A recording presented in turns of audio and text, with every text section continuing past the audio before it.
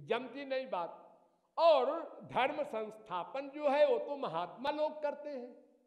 जब राक्षस को आप मार देंगे अंदर से तो महात्मा लोग अपने आप धर्म का पालन कराएंगे। इसके लिए आना आपका कुछ जचा नहीं, आपने बुद्धू बनाया लोगों को। हाँ? तो फिर कहा कि देखो ऐसा है, न ते भवत्स्ये स्वभवस्य कारणम बिना विनोदम वत तर्कयामहे। भागवत ऐसा है कि भगवान का अवतार जो होता है ना वो विनोद है, विनोद विनोद एंजॉयमेंट है, विनोद है। इस कूड़ा कबाड़ा संसार में क्या एंजॉयमेंट होगा भगवान को? अरे वो तो गोलोक में है, जिस गोलोक में न तत्र सूर्यो गच्छति न चंद्र तारकम नेमा विद्युतो भांति कुतोयम अग्नि तमेव भांत मनुभात सर्वम तस्य भाषा सर्वमिदम विभात। वेद कहता है वहां चंद्र सूर्य माया कोई नहीं जा सकता है। यद भ्राजमानम स्वरुचैव सर्वतः, वहां तो सूर्य की आवश्यकता ही नहीं पड़ती। वो लोक की जो पृथ्वी है उसी से लाइट निकलती है तो सब काम होता है। बाहर से कोई लाइट की आवश्यकता नहीं पड़ती। ऐसा है वो लोग।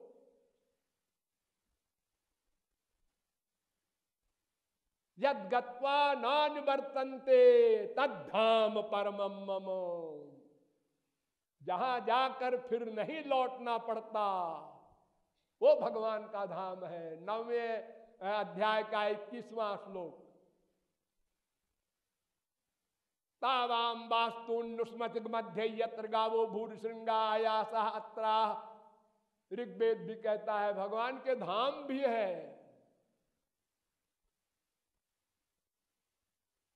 तो भगवान का अवतार इसलिए हो कि विनोद। देखो संसार में कोई राजा बड़ा आदमी पार्क बनवाता है, वहां अनेक प्रकार की चीजें मनोविनोद की होती हैं, तो उसको एंजॉयमेंट होता है, ठीक है उसका, क्योंकि वो राजा है, कहीं टेंशन है, कहीं बीवी से, कहीं बच्चे से, तो वो अपना ये सब बना करके थोड़ी देर के लिए घूम आता है पार्क में, बड़ा नॉर्मल हो जाता है। भगवान को क्या टेंशन है? वेद ने भी क्या मजाक किया, सुनो जरा। सवै नैवरे में तस्मा देखा की नरमते सद्वितीय मैच्छत साइम मेवात्मानम द्वेधा पातयत तथा पतिष्ठ पत्नी चा भवताम। भगवान का अकेले मन नहीं लगा, या ध्यान दीजिए आप लोग, ये वेद कह रहा है। अकेले मन नहीं लगा यानी वो हम लोगों की तरह है। जैसे हम लोग अकेले हो जाएं कहीं तो बोर होते हैं, ऐसे भगवान भी बोर हो रहा है अकेले। तो उसने कहा 2 हो जाऊं कम से कम। तो 2 कहां से लाऊं? महाप्रलय है, अकेला एक भगवान बचा है, यो वशिष्ठे दशोस में हम। तो उन्होंने कहा हम ही 2 बन जाते हैं। वही अपना एक पुरुष हो गया, एक स्त्री हो गया। अब दोनों में बातचीत होगी, अपना हंसी मजाक होगा, टाइम कट जाएगा। क्यों जी, ये भगवान की बात ऐसी थोड़े होनी चाहिए, ये तो हम लोगों की बात ऐसी होनी चाहिए। लेकिन लीला में सब होता है। वेदांत में एक सूत्र बना दिया वेद व्यास ने, लोकवत् लीला कैवल्यम।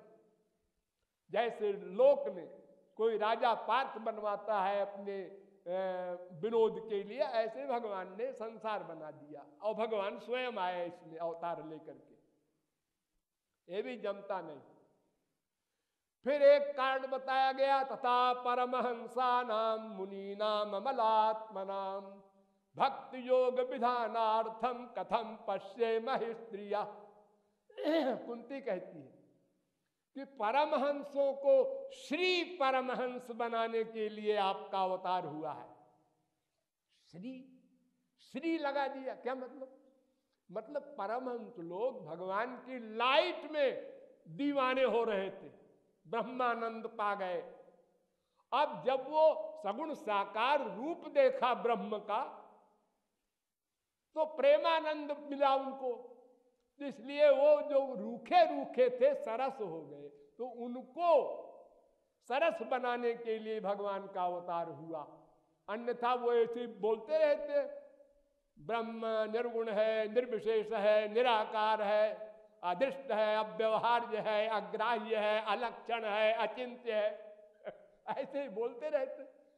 अब जब उन्होंने देखा श्री कृष्ण को और प्रेमानंद में विभोर हुए उद्धवादिक, तो लोगों ने कहा हाँ हाँ हाँ श्री कृष्ण की भक्ति करनी चाहिए, इसलिए अवतार हुआ।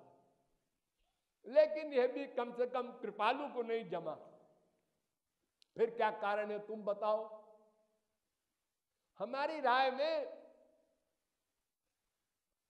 नृणाम निश्रेयसार्थाय व्यक्तिर भगवतो भुवि अव्यस्या प्रमेयस्य निर्गुणस्य गुणात्मना। भागवत। मायाबद्ध जीवों को अपना सगुण साकार नाम रूप लीला गुण धाम देकर अपनी ओर आकृष्ट करने के लिए अवतार हुआ। ये भागवत कह रही है। और सुनो, लिंग पुराण में कहा गया आत्म प्रयोजना भावे परानुग्रह एव ही। ये सबसे बढ़िया वाक्य। संसार में कोई भी व्यक्ति अपने मतलब के लिए ही कर्म कर सकता है। नोट करो इस वाक्य को। संसार में कोई भी व्यक्ति, माँ हो, बाप हो, भाई हो, बीवी हो, पति हो, पड़ोसी हो, अपने सुख के लिए ही कर्म कर सकता है। और महापुरुष और भगवान का अपना कोई स्वार्थ नहीं रह गया, आनंद मग्न हो, तो वे कोई भी कर्म करेंगे तो दूसरे के सुख के लिए ही करेंगे, ही लगा देना।